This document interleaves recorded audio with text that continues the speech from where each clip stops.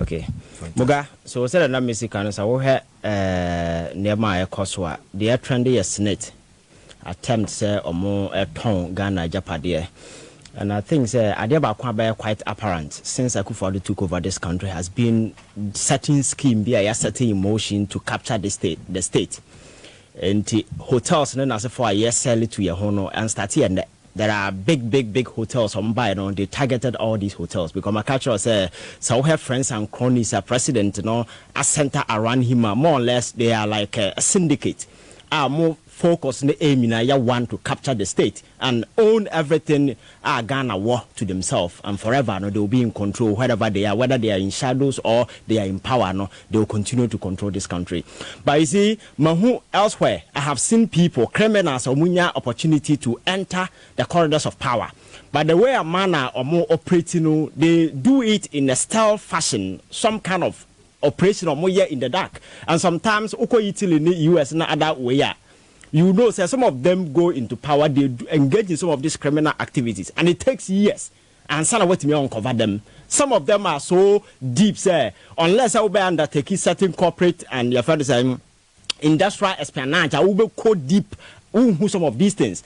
But unfortunately, these people, because every day, my catcher say, these are a cartel of unintelligent criminals, So almost start here, then they are caught pan down.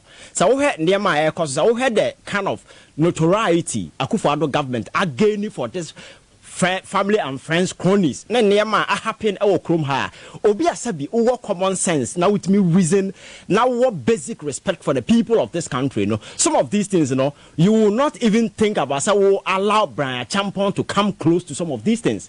That is basic. You see, the only thing that fastens or hold any government in space I trust and confidence the public repose in that particular government. That is the only thing I hold every government. And this is how the United States of America on the 6th January, what happened? About Trump cast election, we are no. That veil of trust got turned, and the people invaded the Capitol Hill because at the I hold government, and your police, then your soldier knew.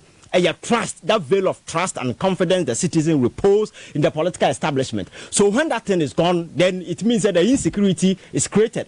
And do you be a winning answer? Some of these things, the narrative around this whole thing, the last thing you do is to allow Brian Champon to get into this particular thing. And again, you see, Senate the statement about one thing, seeking to justify why it is important for them to sell this thing. You see, Senate in your Fosika, no, yeah, investment. But when him, so what you have no kind or say, they or here certain technical efficiency, any sika. Understand your friend say investor be injected into the operations of Senate. But Obia Uyen is what business as here. When you put 60% stake in a company for sale, you are no longer the owner. You become your friend will become a minor investor in somebody's business. So Senate is seeking to offload this whole thing to person. And so there are 6 hotels na. So to say all these 6 hotels are not performing. Labadi Beach profit making a year. Oh no, but that is the assumption you put out there. Say all this way non-profitable. Now, but the question I'm asking myself, but I say 6 major hotels are Ghana only at a point in time, any profit. Then you talk about efficiency. It means that nipa no more managing over the years. You have to look at the technical abilities of these individuals. So if it is important, then you change them and bring another person on board, because it is not always. And as a state asset and performing na ya ton na ya tikrom hai say state asset being performing na ya ton asan ka Akufo-Addo ka ya ton no me say state asset bi o ha so nim faso na e boy ka na se ya ton an ka Akufo-Addo ka ya ton no dada na or state asset on performing and faso bi ani ni so.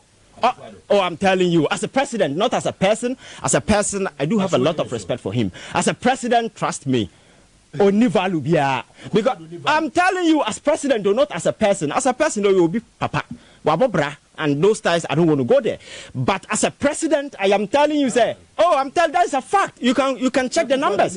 I'm telling you now. So I will be just look at the economic indices, the indicators, everything about this country. Look at Ghana, baby, and just oppose it against the many promises and assurances Akufo-Addo gave to the people of this country. I shall protect the public purse. And the public purse, $1 CD, $1 And the rising unemployment rate, and cross at a lightning speed. President didn't have opportunity to appear in parliament. He didn't say anything about it. So as a president, what is his value? So if there is any non-performing state asset that requires a sell here, the president because what as president, so and this whole thing, me say a cartel, Yakonaivo in an attempt to capture this particular state because I could find the state capture. Exactly. This particular thing is in furtherance of that particular agenda, almost setting emotion. Because me sure say KPMG report na by when you be a kind, so all kind of executive summary na how this SML in your contract, in a succession, how obi a by audit as a 6-month audit. You subcontract you to a particular company, then the company was taken away, then he was given the main way, and all the subsequent contracts, none of them any PP approval. None of them any go through parliament for ratification or for whatever. It's almost contractor, it may rise to a tune of our millions of dollars, Somebody can sit at the finance ministry and the GRA and cook this deal. And the very person lawyer GRA boss at the time, and all agreed to some of this agreement, The very moment he retired, then he went and took over the same SML as a boss. Come on, and your criminal cartel wouldn't answer. Oh, I'm telling you because I have seen criminals elsewhere. They are very intelligent. They are very smart. Oh, yes. The Italian mafia, and go and read about them. They are very intelligent people. Or commit a crime now, it will take decades before you'll be able to unearth it. But these are a bunch of your friends are hungry or whatever. I don't know, a cartel of unintelligent criminals.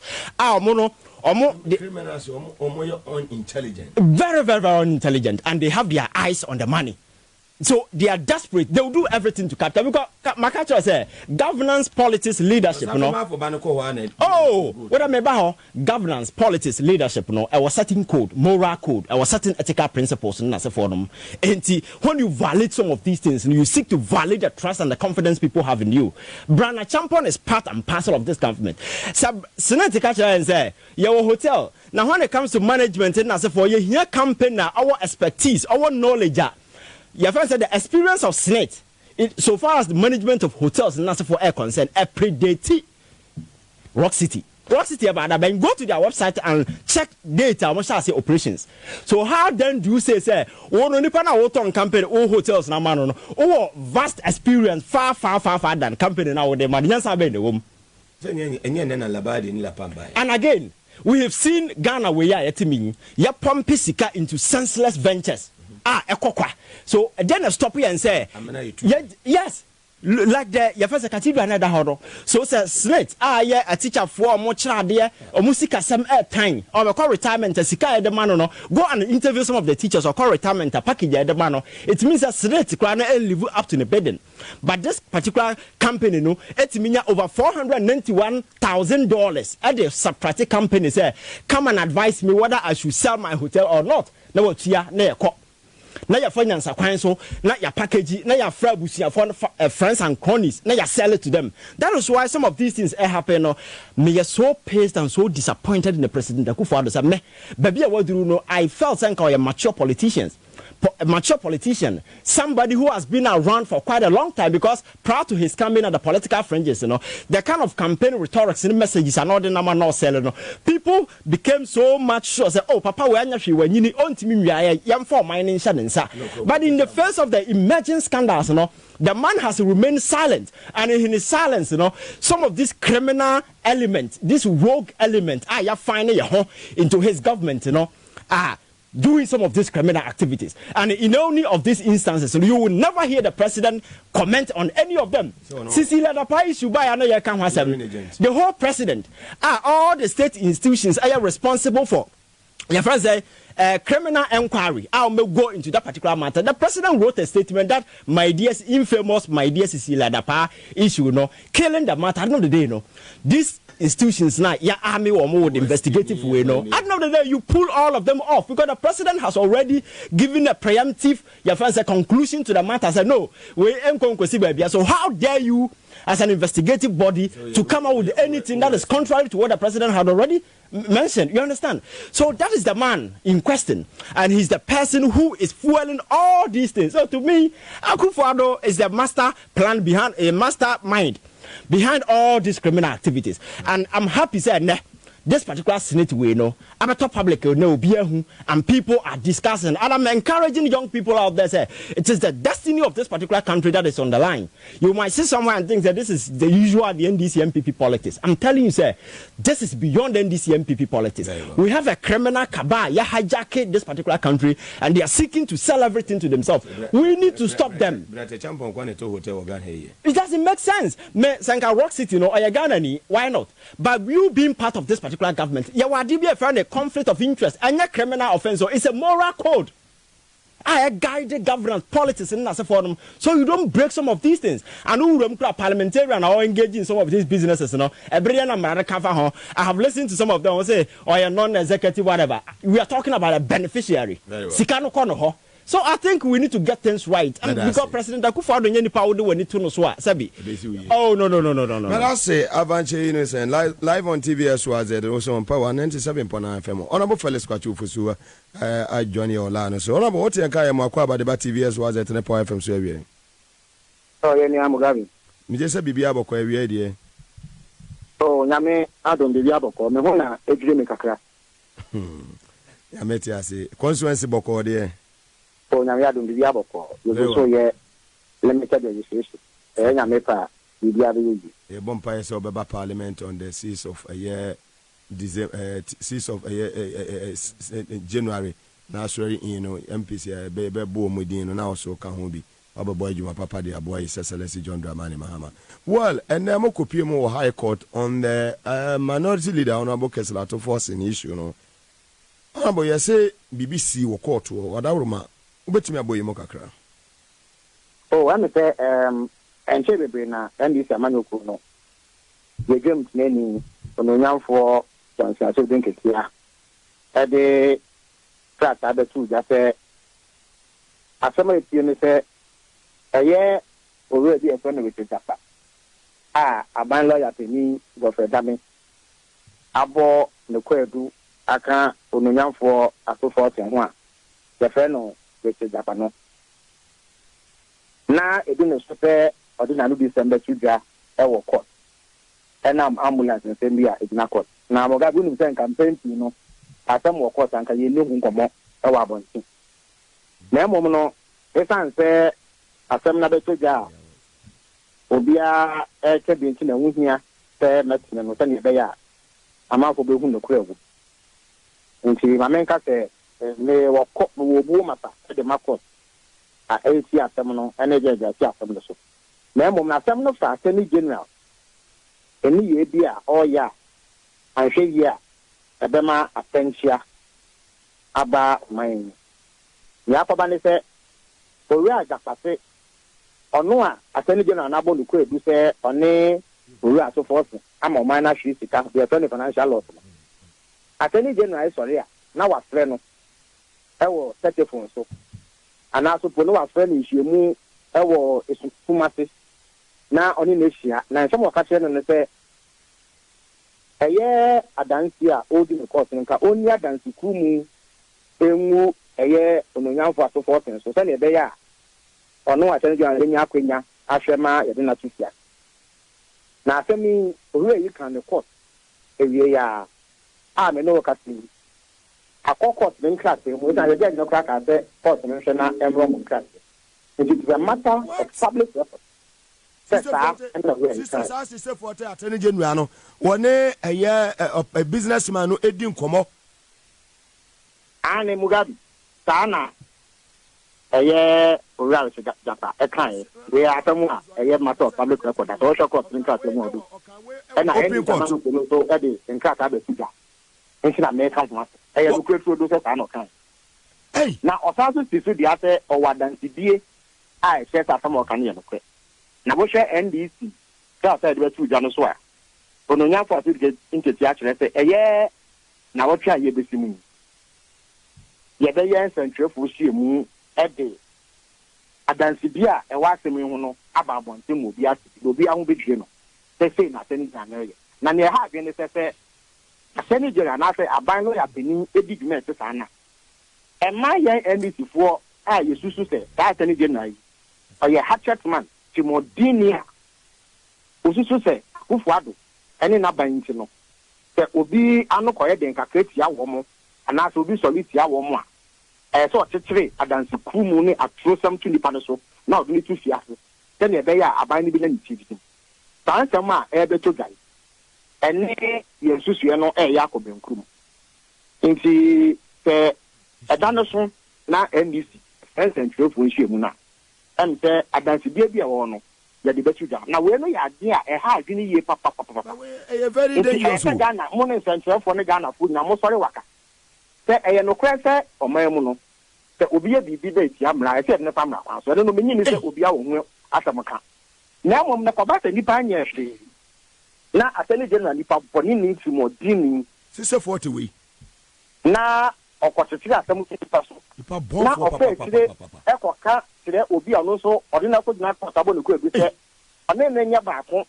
na oni adansu kumu enwu baako so se ne be tufi ase a eno no ya asem e ha din a yes na sia enye ye no dina ni kama no ku this is serious ye be fan center for ship this is serious honorable fellas na sa ye ne yakasa go fe da me no onye lawyer papa bia oye timodini oye hatchet man me na atam ne sa ko nya 100% onya oye 100% we dia 40 body ye ne mesre asem ye ne court ne na enya eye ne go fe da me a oye di pa boni ni timodini a why that ne say ade akofo ado person ye bia no beye say ye papa o say nye boni o eye boni o obeye nti akofo ado kan da si abra na no ama no kra so ono ena wo se sa asem ye ne ka na ye pa ne ho ntoma ni ehu ni pa boni ni a woye se otumi hye sumase ene ni pedu ko bu ko se obi a penti a amangasam kakra na oye na oye na adwuma enti no na one MPP amanyo ko na nya adwini enti no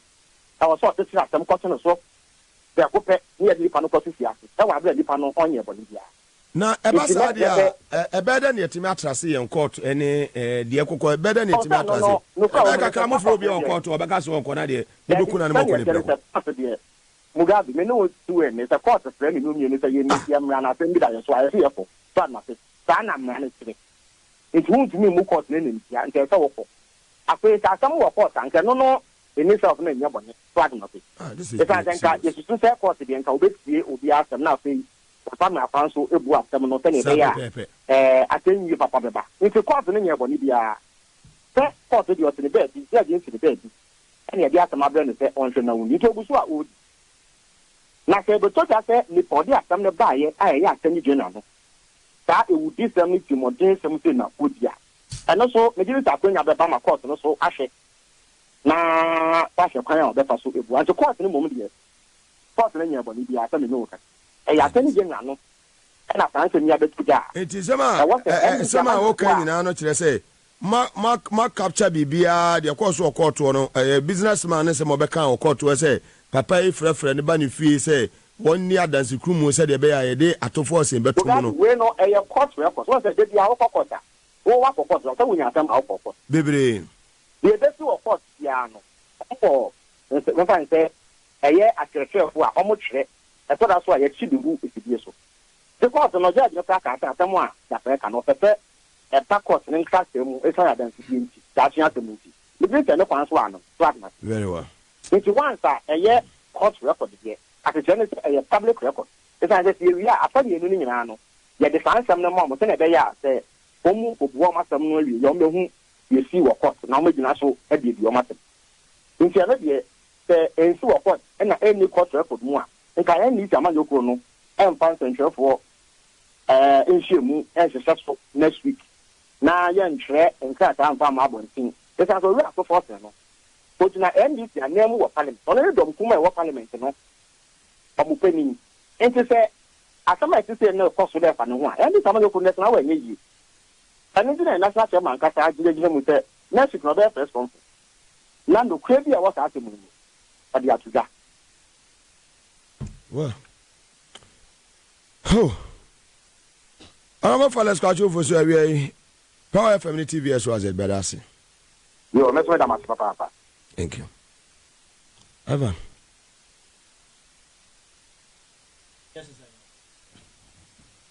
Now the opuni di omo ye dey na be me omo. Yes, so you see omo ye wo opuni case ho ekoba na ye say ya ye we asesan we o he de asen north we nsem de ekoba nyina no better na mo. Yes, you see Supreme Court ka say mami we mani megina da kam JMS better na mo. So when political party is seeking and as a government say or weaponize the entire judicial system against certain individuals. Ebedru baby no.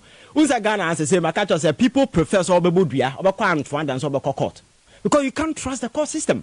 And that is a problem. So we're talking about 10 January so Obia. No, he's not there for Obia. That is why over the years, Makase, the office of the Attorney General and the Ministry of Justice, we need to separate it. Because Godfrey Dame has proven, say, a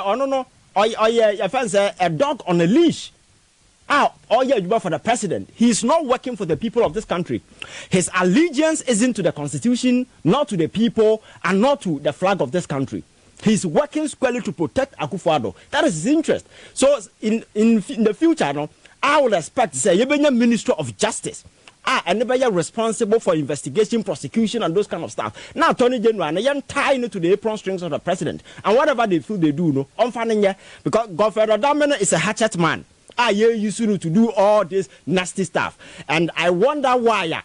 You better make a point at somebody because necessary for a businessman to go to court. I would say he will be put on record to make such a shocking revelations, Yes, say any one year you bet me. I'm trying to I am very serious because we have more parliament. Serious way Bianca and I be that say an appointment never put on pending investigation or whatever. Because do a very sensitive position, you understand? But to make us a president, he doesn't care about some of these things. Issues you will fly. We are talking about a country going into a main elections like this. Political parties have threatened, say they will not go to court.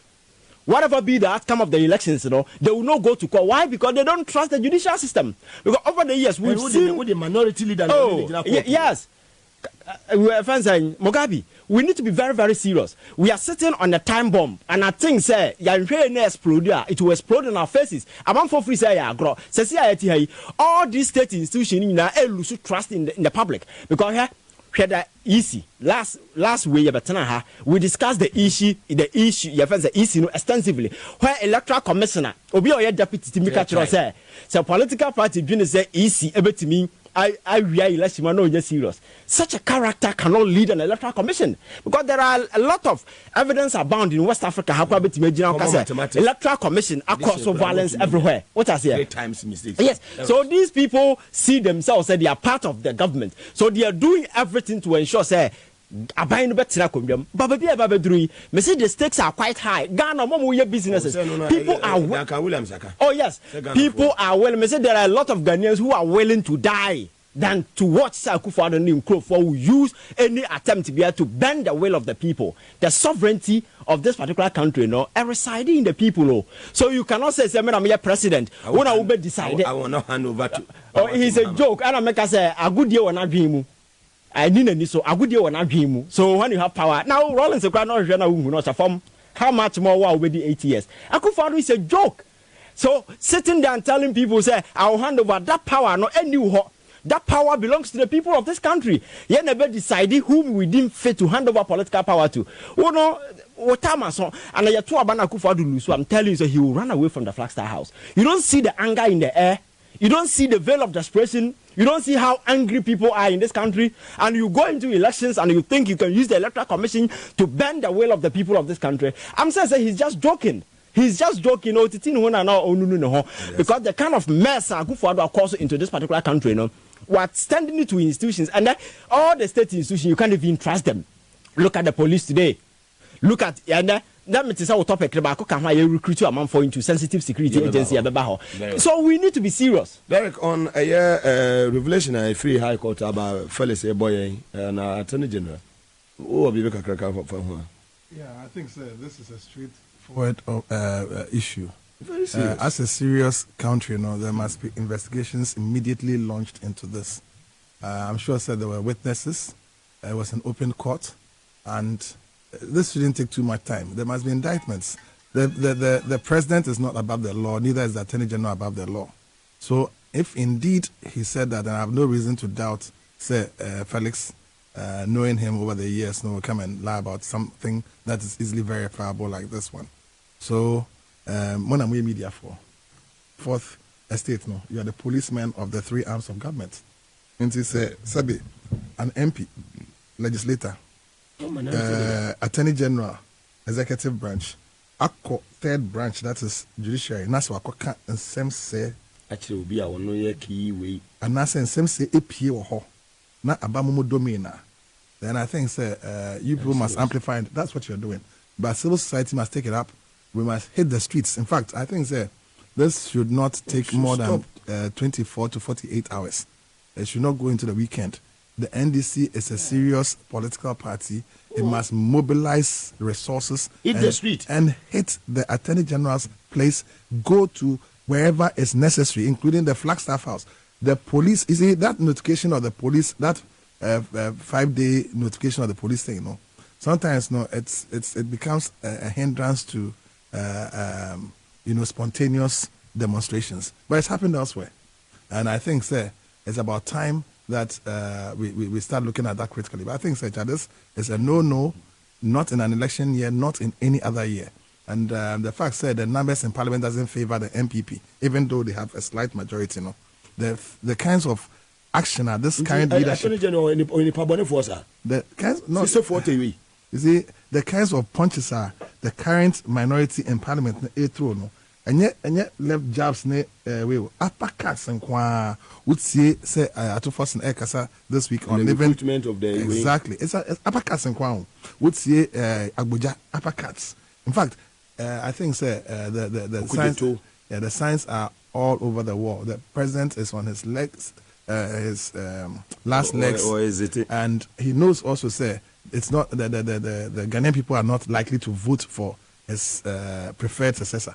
And the buga maybe no. Ebi na to Hobson no. Hobson our MPP mo so mutimi kan hwe. Do one year or the complainant on the issue of Hobson. One year complainant.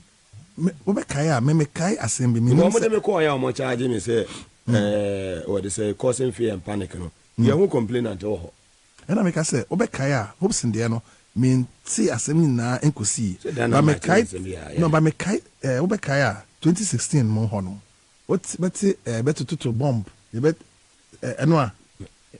So no can let my vote count for no, but no, sir tape no. It wasn't Hobson's voice I heard. But I did not post watching one. And I guess sir run now okay. You bet to bomb. You bet say you bet blast. International community don't say we need to find out if right now if the government has an appetite for these things, and it's important. So anybody who intends to as it were, sabotage the country, whether by bombs, dynamites, whatever it is, the person must be brought to book. That one, for our collective, it is important. But they cannot be selective in chasing out Hobson only because Hobson at the TV so that very day. Hobson, not on my word. You can't say to bomb no way.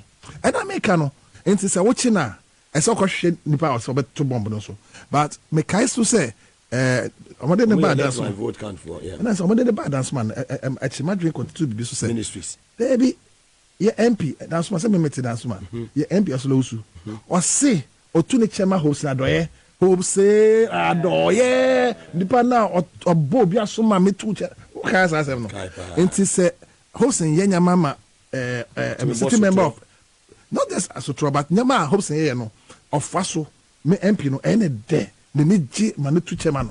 So I think maybe say hopes make me afre Esla na we charge no so and so but I say Derek J live on TV as well as so on Power 97.9 FM Inside politics, Jumedi and was go so with star 274 hash and was sending was selected boy from number 1 at 25 Ghana 2 not 10 Ghana and che Name Baba me first draw Obabe win 3,000 Ghana cities on the show made the Moses Clinic and Heba Center and fast that I say Emma yena hefoni and a tea for you and I mean can't you be say what the made Moses garlic capsules said about if just so pibin and no said be a blood circulation and bit me a year you might only pedianum now to me a boy boost to immune system no I may be a con at the amount or prostate problem, a man on sexual weakness, male and female infertility, hypertension, diabetes, sciatica, typhoid fever, malaria, stroke, any dental problems in ano. Fanny in Aquadine, a Medimosis Clinic and a bar center no mobit me abuau. A dental barrier, any police station, it didn't anymore. AESL building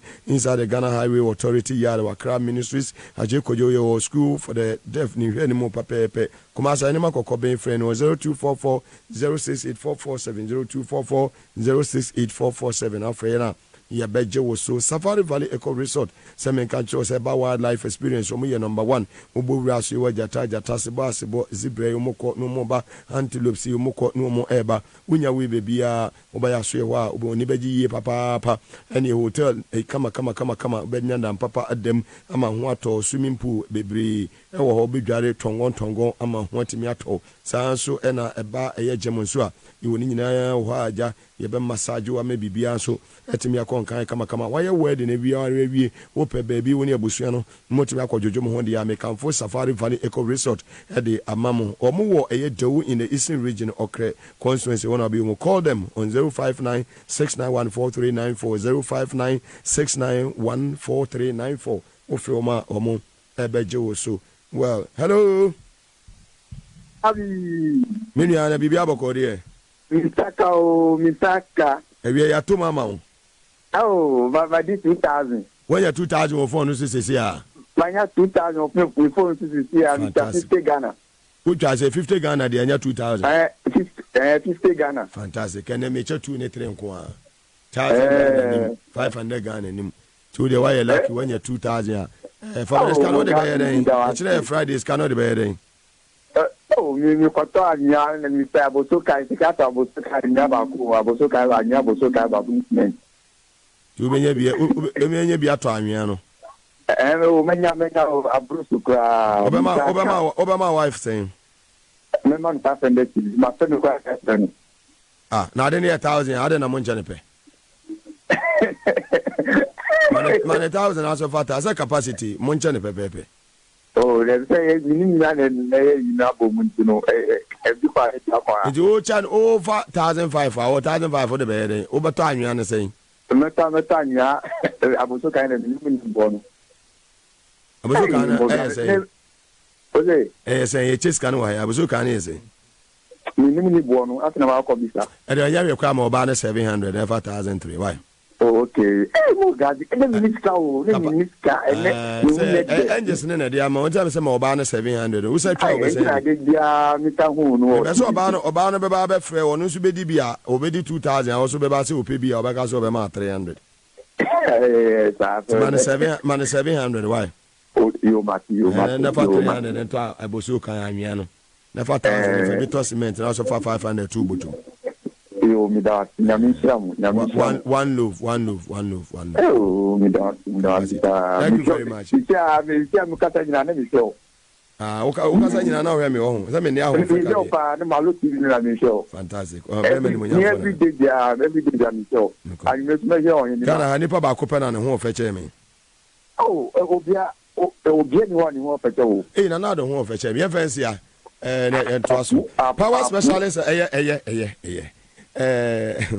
power specialist about hospital o madam maka ho jawdu ene tira so e ma mi obebo papa say hepatitis A B C D and E bia obetene tefri ho de ma fatty liver problem fakọ sciatica prostate problem minu ya mema no obebo a yi papa no mpeni ba bi atechime bia no wo de kodan eye power specialist about hospital o mo betimi aboa wo yi papa say ye kompo ana eye fibroid minu ya ma no fibroid no say be yi wa wodi ato agu be de na wo wadawroma furniture power specialist about hospital mebua kuma se o fe yase ne leg bosum che kwantepon so hope na be hu ye ni jazbu filling station no ene di enhwe ni mu enka ha ye kwa benya Pokuase ACP Kwantempono so takra de wanaje estate ye ben anaje MA primary school Fernani and Jojon Kuma we 0244544422 0244544422 for na ye beje so. Well, you move on after ye a year recruitment into the a year police service.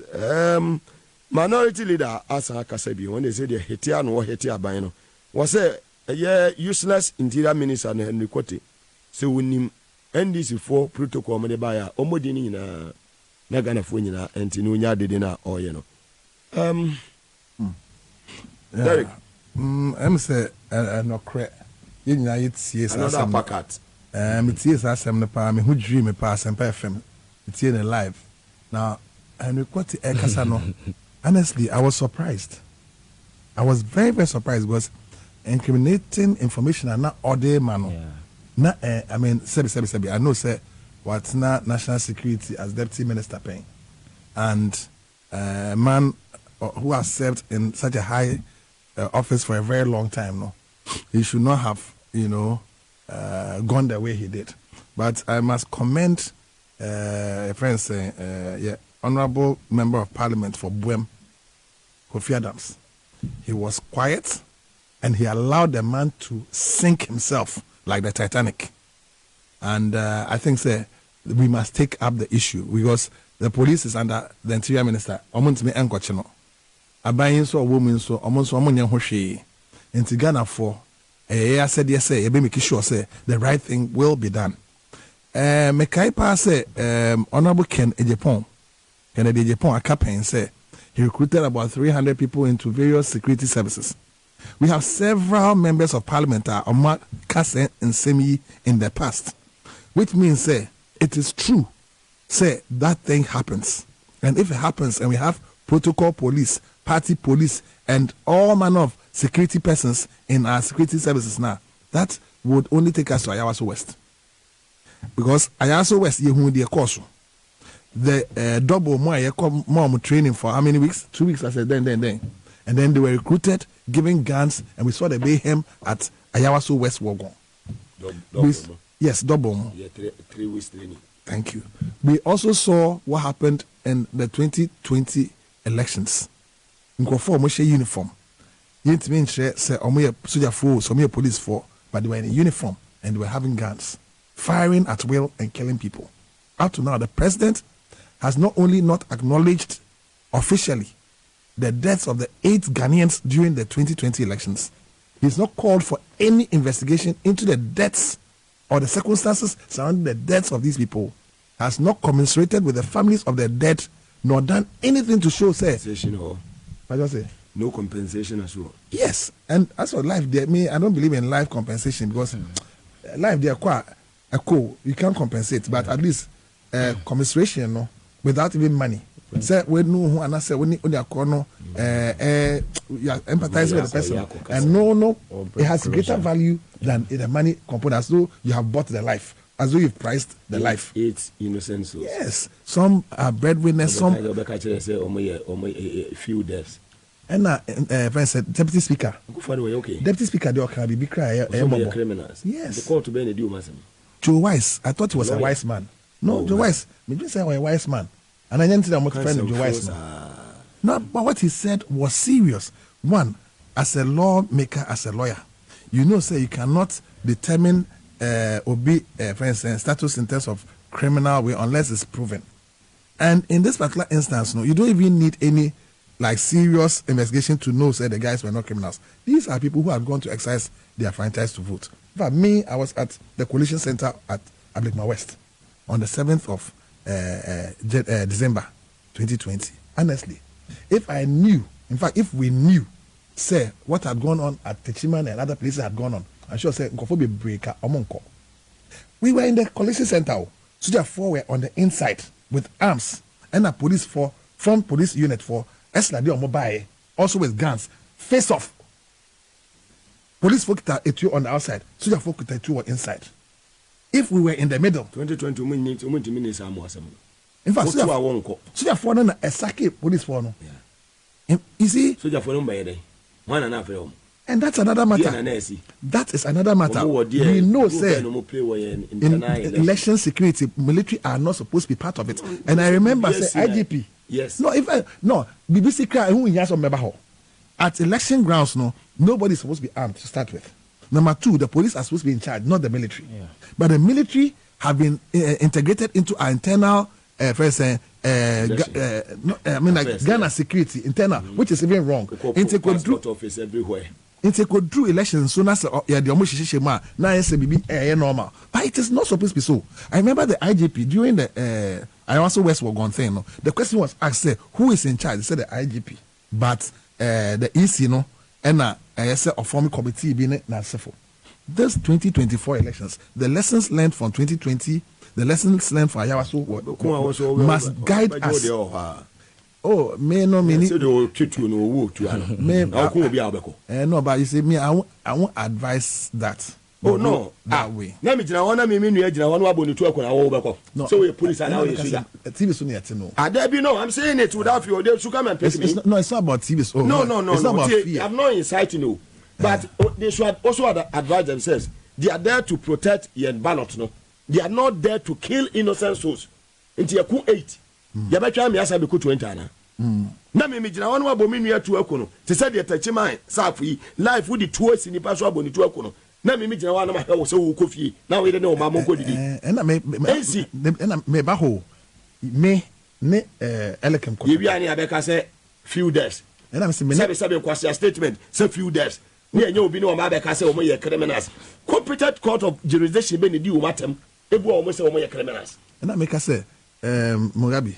Tu ye soja ni yesu ko protect nipa enkwa na hwe abato no so ye de wakwa fine we post ni koye wadwuma enko se okoku nipa se okoku NDC ni ana okoku MPP ni me nka ma only NDC or MPP it goes to the two political parties we post ni akoboban na we post ni wo wayere wo ma waje omu ofie na wo de we order no ho MPP or NDC police se okosutu NDC ni ekuna akosutu MPP ni ekuna you won't go back home na me ka say mrano eche ekwan ya faso ye fa sa akwan no so me ne elikem kotoko ene do mama say do or die no ya kanu monte ena me no mate ase pa ba me ka asem akosi asem so no hu bi ba me say 2020 ye hu sa de no ye de amra na se ye nyo draw petition to bo Ghana amra constitution say ye nye petition emma president say feel say bibia to chima e wo AC ho a ese yi no si nchen.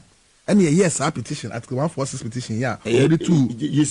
Oh, this is very easy. Yes. Yo. Concerning this election security, Uncle Ye, Ninkofu Muye, Sal, other things. Kenya Bomu, a petition the command president on the 21st of January 2021. You see, on acknowledge on your Hoshe. Oh, that channel. OSP, the end of the interested. Exactly. And to make us say, yeah, ye di mraso no. May they to the no. Say yeah, ye di mraso. Follow the constitution and the laws of Ghana no. President said me bra describing no in a certain nice way no. With me actually say me bra as about car fa no ho no. Say the value no e wo low no. E ampa. Because on fan ye duma na che say president no e per say next time no me member yet say na wo advocate say so because you also hand over there no person catch you. Yeah, I get me now. Now so recruit 30 MPB signal ben or exactly. Let's send a warning to them. So me I think so I am advocating now between now and your friend saying 7th why can't we do the right thing? And I say between now and 7th December no there's a lot of time. We don't need the peace council and all those Kobini people to come and preach peace to us when the time is close. This is the time for them to style of arrest. And they say, I invite you, we invite you, causing fear and panic. You invite you, you quit you, you the hank for goodness. Sir Rambo style of and Yamano, the tension has here, Pia. Mameko Ivanson, Ivanson. Mugabe, to begin with, I think Honorable Henry Cote in a reaction and a response to Assembly Council is very shocking, but demonstrates to the extent that you put inferior minds into power. Oh, yes. Because to me, as I'm now you have been accused of a crime, and then you turn out to say, how can an intelligent person you put you in charge of your fence sensitive, like big, sometimes we have a be on minor corner. I'm not sure say anybody is surprised. But you see, security is a very sensitive area, and you take a cue from what happened or Ayawaso West Wagon. The kind of near my Edadi committee na set up no actually clearly say we have succeeded in enlisting hooligans, criminals, bandits, societal misfits in the name of partisan politics into sensitive state institutions, because the national security is supposed to be our CIA version. Our mojuma say young collective intelligence, you analyze it, you route to other agencies that will bring to bear that agency collaboration. Your security front on everything is okay, but how then do you say you train somebody for 6 months, 2 weeks? Now you recruit into a sensitive institution that is supposed to be our CIA version. Actually, I say a phone repairer. Exactly. I know. Qualified ones, but sensitive institution like the national security and so policeman is the same thing.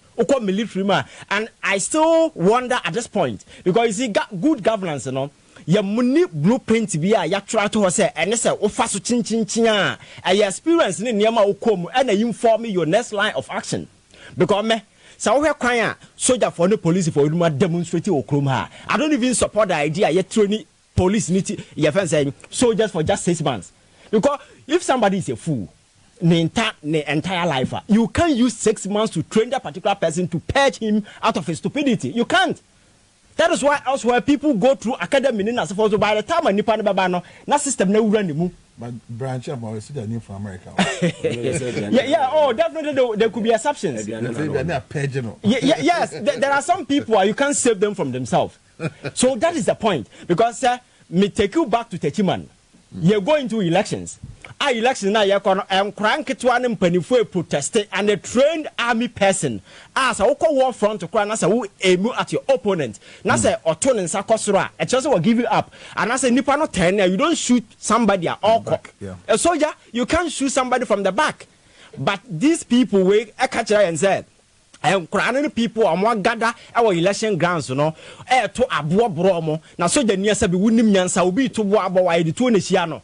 And some of these things, you know, they killed people in a broad day. The videos, evidence are quite abound. To date, the president or any other will be interested to pick the issue up. In his maiden address, the president said, oh, the election was peaceful, but for a few regrettable deaths. This is the statement by the president. I am going to the election for the first time. 8 people have died in this particular country.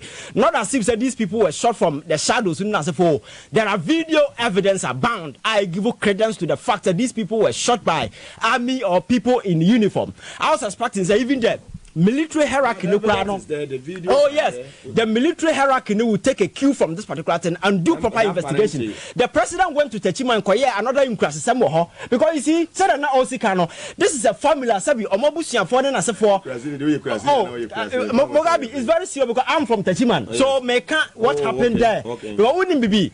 Samras has a president call like he said. What you do is you bring the family closer. By going to speak to them, say, oh, you say nurse, but say, so you bring the family closure. The president went there, look into the family, the family faces in the people of Techiman, and told them, say, mo Techiman for me, go for my mama region, man, to Abama. This is a president talking like a baby. Yes, because you're talking about Nipa Sabi. Or more Akuman as a 42 as a president, you need to speak like a grown-up person. By making sure that you give the people closer. But he didn't care much. Okay, nobody has investigated into what happened in Techiman. And we are going to another elections. And this recruitment thing is happening. You see, you see, if you end up recruiting fools into the army, that is the most dangerous thing you can ever have, because if you arm a fool with a gun, that person becomes dangerous to himself and to the society around. Any little provocation, they'll go for the trigger. I have seen protestation in America. Yes, there are stories. police for na for shoot people your friends are randomly na for. But I have seen protests in America where the protesters deliberately go to the policemen. You do more time can some but because you are trained, because you are a professional now, you know some of these things you have a way of handling it. But the emotional intelligence of the people we push it because we am crime papa so now I party we into exactly yes within a year na okunipa na IGP mo afa nipa na kofa ne say na nipa na yes obeba be kan we until date that Paris issue na call I was suspecting at least in be certain probe be into the circumstances leading to the death of those people. So this is an irresponsible just like Mugabe. Amuzo garlic bitters em fast that emma one day amuzo capsules papa pibina bobo na amuzo garlic bitters na make farmer wo wonya bi ebeboa wo amuzo garlic bitters ne boa ma moja timidi ni pedua no mafurisa ni ye cholesterol no etumi eboa reduce ewo ni pedua no eboa wo mo stroke ye papa sanso na support the pancreas san improve vision na minimize high sugar level and ye nyuma bibiri ma immune system no so no ebuso ne papa yi pa ndi kope amuzu garlic bitters we free amuzu herbal clinic na so ye no wode abadwa so pharmacy shop bia organ herbia abewuram bia no wo benya bi Fred doctor e wo 0247 776743 0247 776743 wo Fred doctor amuzu a obeje wo so enwumro no sia kasebo ena eto aso na kwekwan yeso so yemre na me say me kwakwa na say senia ya fa mrakwan so ayenya results no em say eduru emre senia na wo che say abato no yeto a yentwen enko for election petition yenko sanso na sebe yenko throw petition enko mo bia wo de say wo ba bebo nipa bebo aba no to ho ban enkase be kum nipa ukum nipa a won kofi exactly. Mugabe, maybe I'm a cancer in a failed state. There are no heroes. Fantastic. Until say bit fix the problem. No, you bring everybody to a level where say obe feel so any panel. And more beyond never being because going into 2024 election, people can bulldoze their way. It will not happen because if you do every survey, you know, say politics 10 years ago is different from politics today.